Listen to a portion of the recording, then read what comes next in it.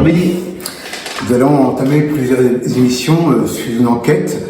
Et le titre de l'enquête, c'est « D'où Jésus vient-il ?» Donc je vais laisser la place à Luc. Luc, voilà, je te laisse entamer cette émission. En effet, c'est une enquête passionnante. Le matériau de l'enquête, c'est la Bible. D'où vient Jésus? Bien sûr, il existe des sources en dehors de la Bible, mais il y en a quand même très peu. Donc nos matériaux sont dans la Bible. Cette enquête est importante parce qu'il y a eu un crime. Jésus a été crucifié. Et quand on fait une enquête, on peut savoir un petit peu les tenants, les aboutissants, le pourquoi du comment. Mais l'origine, d'où vient Jésus, c'est aussi important parce que cacher ses origines, c'est parfois vouloir occuper une place qui ne nous revient pas. Il y a certains pays où la loi dit « tu ne peux devenir président de la République que si tu es né dans le pays ». Et certaines personnes ont intérêt à ne pas dire qu'elles sont nées à l'extérieur du pays. Oui, si je veux être président, oui. Donc, d'où vient-elle? Voilà. Ensuite, il y a des pays, des villes, des endroits, des contrées qui ont bonne réputation et d'autres qui ont mauvaise réputation. D'où viens-tu? Si tu viens du 93, malheureusement, ça peut te poser des problèmes. Mais si tu viens de Monaco, ça peut t'ouvrir certaines portes. C'est pas faux. Alors cette question est assez importante. Mais dans le cas de Jésus, elle est encore plus importante, parce que Jésus marque notre humanité. Notre calendrier est fondé sur la date de naissance présumée de Jésus-Christ. L'an 0, c'est le 1er Noël. Et même des pays qui ne sont pas de civilisation chrétienne ont fini par adopter ce calendrier, même s'ils ont un autre calendrier en parallèle, que ce soit les Chinois, que ce soit Israël, que ce soit les pays où c'est la naissance de Mahomet qui fait leur calendrier personnel. Oui. Mais ne serait-ce que pour l'aviation internationale, on a besoin d'un calendrier commun. Et c'est ce calendrier qui se fonde sur la venue de Jésus dans le monde qui fait foi et qui sert de norme pour tout le monde. Et on va lire dans la Bible quelque chose d'assez surprenant, c'est-à-dire que le fait de ne pas savoir d'où vient Jésus serait un avantage assez particulier quand même. Donc c'est dans l'évangile de Jean, chapitre 7, versets 25 à 31, que l'on a ces considérations de la foule. Quelques habitants de Jérusalem disaient « N'est-ce pas là celui qu'il cherche à faire mourir? Et voici, il parle librement. Et ils ne lui disent rien. Est-ce que vraiment les chefs auraient reconnu qu'il est le Christ? Cependant, celui-ci, nous savons d'où il est. Mais le Christ, quand il viendra, personne ne saura d'où il est. » Et Jésus, enseignant dans le temple, s'écria « Vous me connaissez et vous savez d'où je suis. Je ne suis pas venu de moi-même. Mais celui qui m'a envoyé est vrai. Et vous ne le connaissez pas. » Luc, que Jésus veut dire par là? Vous me connaissez et vous savez d'où je suis. Je ne suis pas venu de moi-même, mais celui qui m'a envoyé est vrai. Et vous ne le connaissez pas. Qu'est-ce qu'il veut dire par là, Jésus? Eh bien, ce que Jésus veut dire, alors Jésus souvent parle sur plusieurs niveaux. C'est-à-dire? Alors, sur un niveau purement terrestre, Jésus dit, vous savez d'où je viens? Je viens de Nazareth. C'est pas tout à fait exact. Jésus vient de Bethléem. Mais pour tout le monde, comme ses parents habitaient à Nazareth, c'était Jésus le Nazaréen. Jésus de Nazareth. Donc, vous savez d'où je viens. Mais Jésus a un autre niveau de langage. Vous savez d'où je viens? Je viens de Dieu. mais ça vous écorcherait la bouche de le dire. Ça vous pose un problème de le reconnaître. Ça vous pose un problème de le reconnaître, alors vous savez qui est celui qui m'a envoyé, le Dieu d'Israël. Vous savez qu'il est vrai.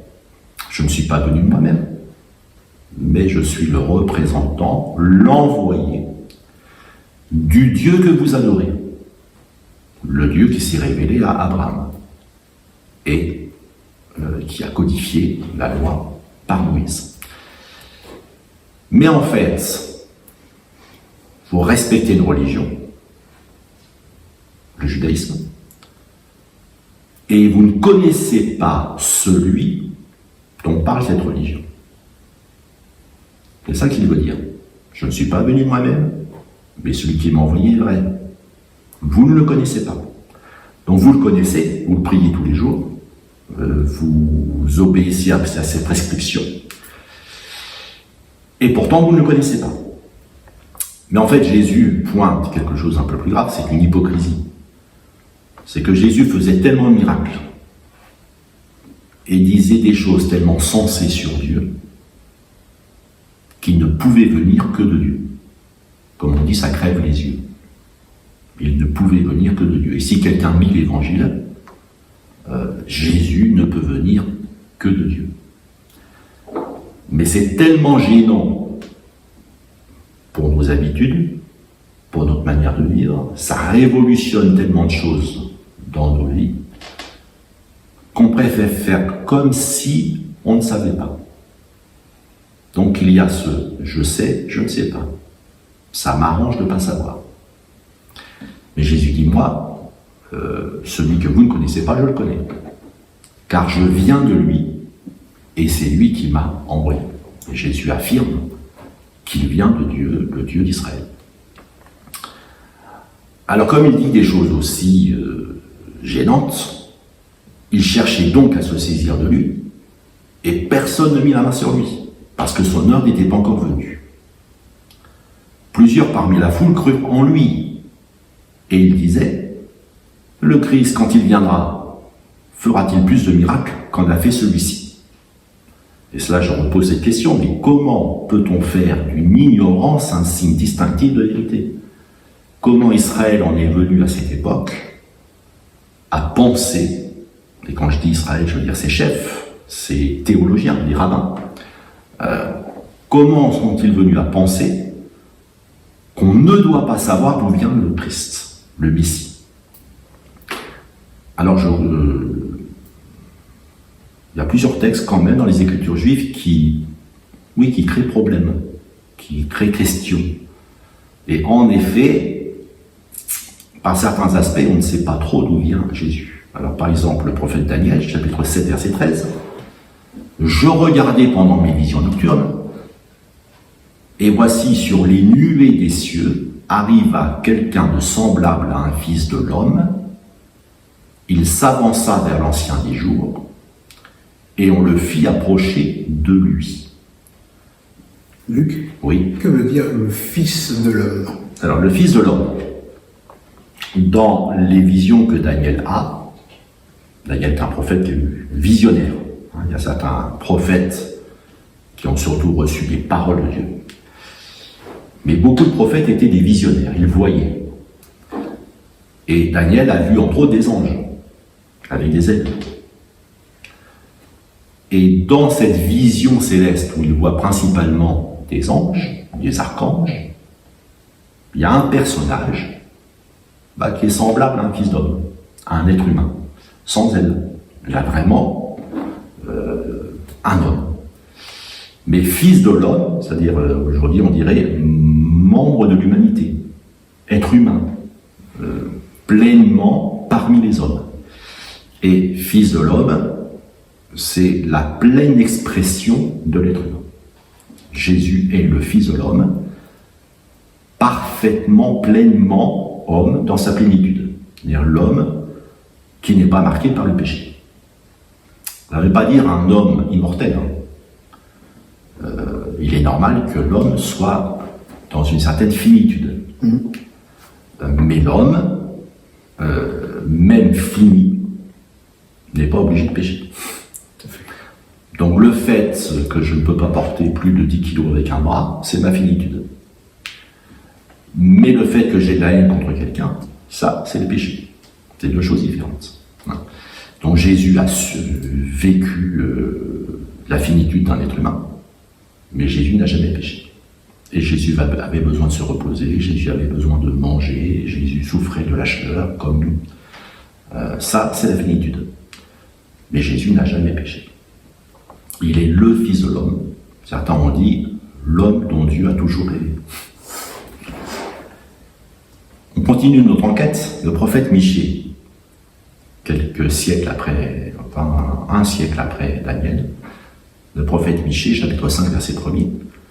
Et toi, Bethléem Ephrata, petite ville entre les milliers de Juda, de toi sortira pour moi celui qui dominera sur Israël, et dont les activités remontent au temps ancien, au jour de l'éternité. À la fois Michée très précis, un lieu, Bethléem, petite ville de Juda, et à la fois il est cosmique, ses activités remontent au temps ancien, au jour de l'éternité. C'est pour ça que les rabbins avaient dit, le Christ, on ne peut pas savoir d'où il vient. Parce que les jours de l'éternité, les temps anciens, c'est bien loin de ça. Et dernière citation, Ésaïe chapitre 9, verset 5. « Car un enfant nous est né, un fils nous est donné, et la domination reposera sur son épaule. On l'appellera admirable, conseiller, Dieu puissant, Père éternel, Prince de paix. » Un enfant que l'on appelle Dieu puissant, ça donne le tournis. Alors on disait le Christ, on ne peut pas trop savoir d'où il vient. Voilà, Midi. D'accord. Merci Luc pour tous ces éclaircissements. Nous nous rendez-vous à la prochaine émission. Au revoir, que Dieu vous bénisse.